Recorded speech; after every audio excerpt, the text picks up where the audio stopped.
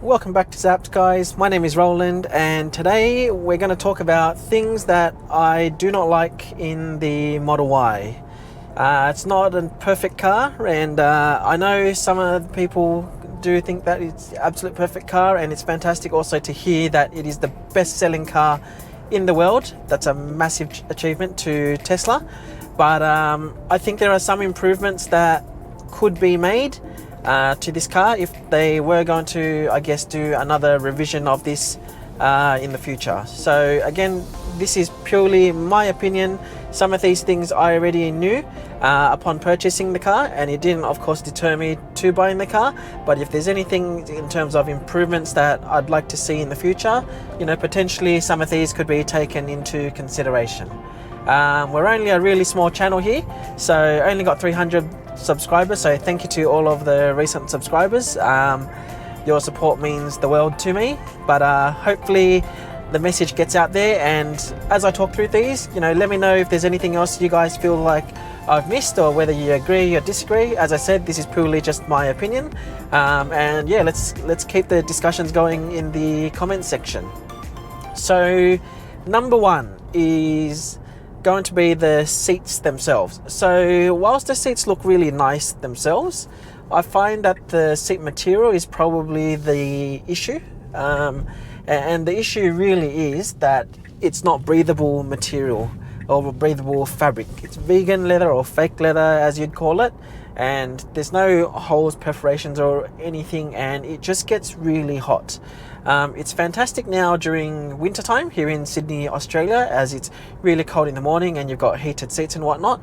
However, from the perspective of all year, during like summer and spring, or even just the general hot sunny days, this doesn't breathe. So you could be wearing a t-shirt and you could still be sweating. So I don't think it feels that good. Yes, normal leather, it does feel a bit cooler, even though that's still hot. And of course fabric, well, you can't compare there. But either way, what I have noticed is when you're sitting in the car, you're going for a long drive, you do need to kind of readjust your position a fair bit, just to try and make yourself a bit cooler. And so yeah, that's the first one there. Okay, so the second one here is the lack of rear vision. Now, don't get me wrong, the Model Y and the shape that sometimes it's called is like a sports coupe, or the coupe model in some instances. Like I think Audi sell it as a coupe, and then you've got your AMG cars or your Mercedes cars that have that shape as well. You've got like your BMW X4, X6 that's also in that shape, and now you've got also Porsche Cayenne that's doing this coupe shape. Anyways, that's besides the point. The shape itself looks absolutely amazing, but the lack of rear vision is of course something that does impact the amount that you can see through the rear. Now I've noticed that since ownership, I have had to probably rely more on the side mirrors and kind of tilting my head a bit further to the right to see further behind me, or just quickly touching the rear view camera just to see that if I do need.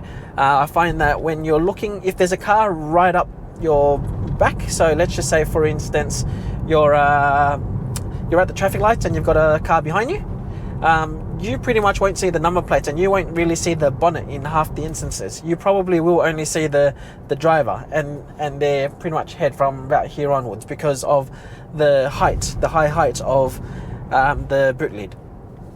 But as I said, it's a compromise that you have to, I guess, factor in as a decision for your purchase, because the shape itself is absolutely a beautiful car. And so that's something that you'll just need to really get used to if the Model Y is a car that you wish to own. Number 3, aircon. So the gripe I have here is the specific settings to cool down your face. They've made it good in the sense of being able to control it through the touchscreen, in terms of like splitting it and moving it left, right, up and down and whatever to keep that minimalist design. But my issue here is really the temperature. I don't find it's as accurate as it could be. And so what I mean by that is really the temperature itself. So in all the cars that I've owned previously, and it's a fair few, 20 or 21 degrees in most cases is fairly cold. From what I understand, 24 degrees is a good room temperature temp to be at, where you're just comfortable, where you don't feel hot, you don't feel too cold. 24. And so the expectation, really, based on owning the previous cars, is that 20, 21 degrees should be fairly cool. I'm finding even at 20 degrees, it just doesn't feel cool. It still feels warm. I feel like there's still warm air coming. And at the same time, based on controlling the air vents, I find it's a bit finicky because I just can't get it to a perfect position where if I'm dripping in sweat, for it to cool me down. I want the aircon to be blowing right at my face. And so that's not something that I feel like they've nailed down. The thermostat is a gripe I have, and I feel like in order to get cold or cool, I have to dial it down a fair bit to probably about 18, 19 degrees before I can actually feel, I guess, that coolness. And then even then, I still haven't got the aim right. So yeah, let me know about that one, actually, because that's probably one of my pet peeves, because I love aircon, I love the cold, and I just can't get it right. So I'd love to hear from the group. If there's anyone out there that's got some hints and tips on how do you get that perfect aircon setting, I am all ears. Drop it down in the comments below and let me know. So the fourth one that I've got here is roof heat. As you can see, and thanks to Joel, we've got the shades up here, the sunshades in summer. And mind you, I picked up this car probably towards the end of summer, just in early Feb. You really do feel the heat. People say that it's livable and whatnot, but because for me in particular, I haven't been able to get the aircon right as well, I've just felt like your head does burn. And so whilst it's fantastic in terms of keeping the temperature right through the cabin overheat protection, if you're out, when you're coming back to the car, it's not something that does actually cool down a fair bit, because don't forget, it's glass. So when glass heats up, it holds the heat fairly well. And so if you put your hand up there in the summertime, you can actually burn yourself. You can't really touch it for too long. And so what I've got now, hopefully when summertime comes, I'll be able to give you guys a better update. But at least so far through the autumn period and through winter so far, we have had some hot days, and being outside, I felt I guess my head almost burned. But then coming back to the car, I felt a massive difference having these sunshades in here. So glass roof, look, whilst it looks nice, it's something to, I guess, consider to make sure you've got the sunshade there if that's something you want. But I guess the gripe in general about, and this video, the purpose of this video is really things I don't like. Glass roof is probably one that's kind of on the fence about. So I kind of do like and I don't. So I like it that it looks great. I don't like it that it really does burn. So yeah, either way, you know, you win some, you lose some, and it's just a sacrifice that you'll have to make if you get the car. And it's not like you can't fix it, right? So yeah. So number 5, we've got here headrests. So as you can see, these are fixed position headrests. I would have preferred something that you could adjust, even if you make it seamless in terms of the design. There are designs out there that do look quite nice that you still can adjust to, but I guess overall I would have preferred something that you can adjust. And it's probably also the seating aspect of it. Now, I'm no safety designer or engineer or anything like that, so maybe this is already the safest that it can be, but I just feel like the cushion itself kind of sticks out a bit too much, and because it's not adjustable, it just feels like sometimes I'm kind of leaning forward a bit too much. And again, as I said, this is purely my feedback. This could potentially be the way I'm sitting as well. So yeah, either way, headrests. Next thing we've got here is no Apple CarPlay or Android Auto. Yes, I know it was designed like that. It's Tesla software. I get that. There are still a couple of things that I miss though, and it's not something that I guess has been or could be easily solved without buying something additional. And what I mean by that is, yes, it could be solved through third-party things where you get, say, another display. But I do miss Android Auto. And the things that I really miss that I do use a fair bit, audiobooks. And yes, I know Spotify is supporting that shortly. And yes, I could also do audio via Bluetooth to play on my phone. But I'm just saying natively, it doesn't have that support right this moment as at time of recording. So for me, Apple CarPlay, Android Auto, so I use Apple. Other things that I do miss from the Apple CarPlay perspective, Waze, but as you know, yes, we've got the phone mount and we can technically use that there, but then you've got the double up of the maps, right? So there's that there, and I just find the messaging through Apple CarPlay works just so much better than the car itself. And then I guess for the kids, ABC Kids app. In my other cars, because there's the ABC Kids app that you can use via Apple CarPlay, we can just play it. Kids are happy, you can listen to stories, you can play music, lullabies, whatever you name it, but it's just a bit more finicky without having that now. So yeah. Okay, so next thing we're talking about is turning circle. Now, I haven't driven a real drive Model Y yet, so I don't know how good the turning circle is. But based on my history of cars, the two key cars that have had really bad turning circles, Mitsubishi Lancer Evolution 8, and the current cars that we've got is the Volkswagen Golf R, it's Mark 7.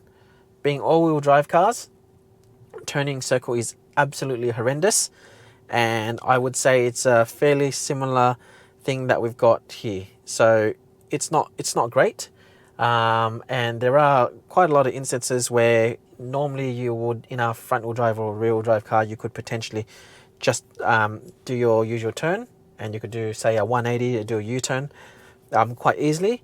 In some instances with this car, I've noticed that we've had to do 3-point turns. And again, it's not the end of the world, but it's just something to take into consideration, especially if you go to a lot of tight areas. Like I know in the city in Sydney, there is a car park in Queen Victoria Building, QVB. It spirals a lot, and I haven't gone there in this car yet, but I remember in one of my previous cars quite a few times to get through to next levels, there were times where you potentially had to do 3-point turns. Alright, so in order for me to show and demonstrate how bad the turning circle is over here, to give you an idea, the road that we're on now is pretty much, I'd say, 4 to 5 cars wide. And so you've got, where I'm parked, you've got cars here, then right to the immediate right is obviously to drive down, and then to the right side you can drive up the opposite direction, and then there's also parking on the other side.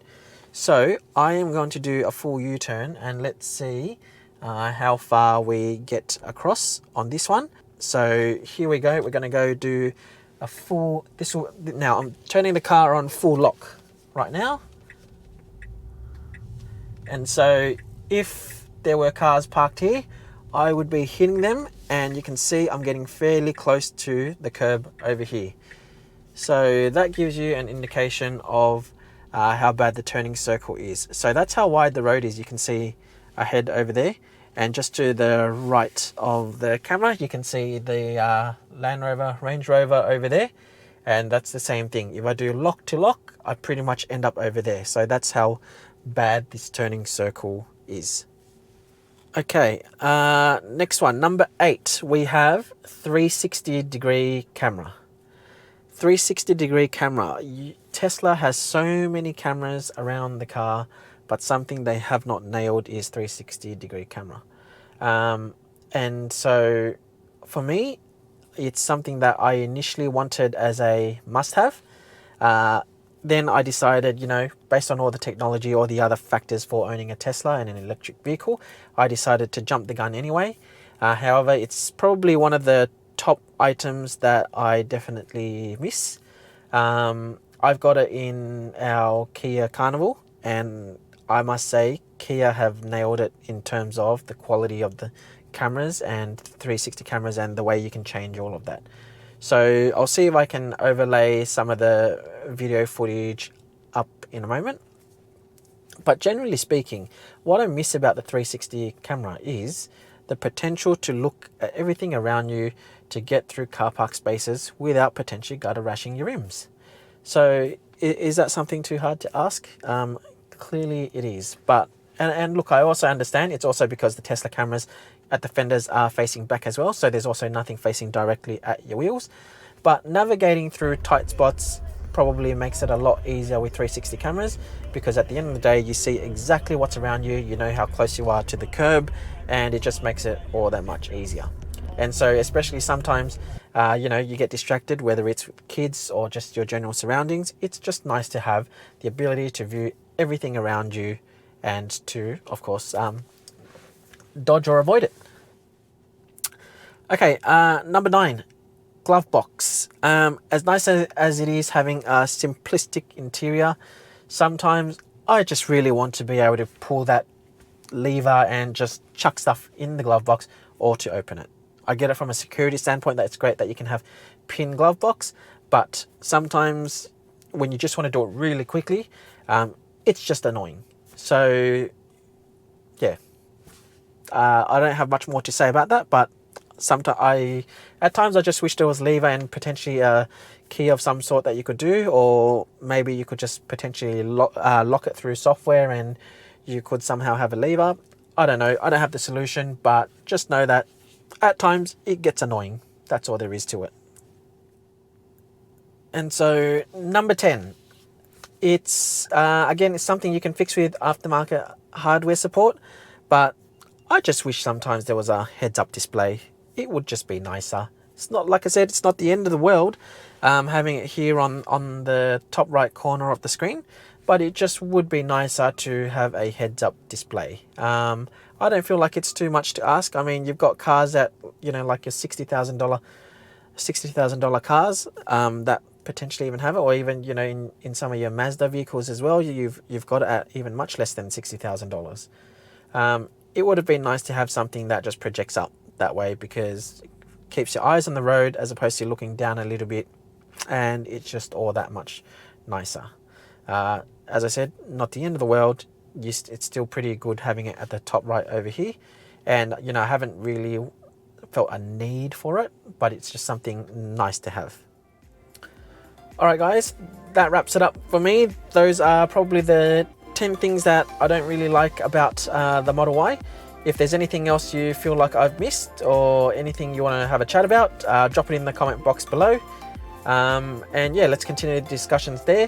Thanks again for watching the video. If you did enjoy this video, give it a thumbs up, like and subscribe for more content, and yeah, I'll see you guys soon with 10 things I do love about the car.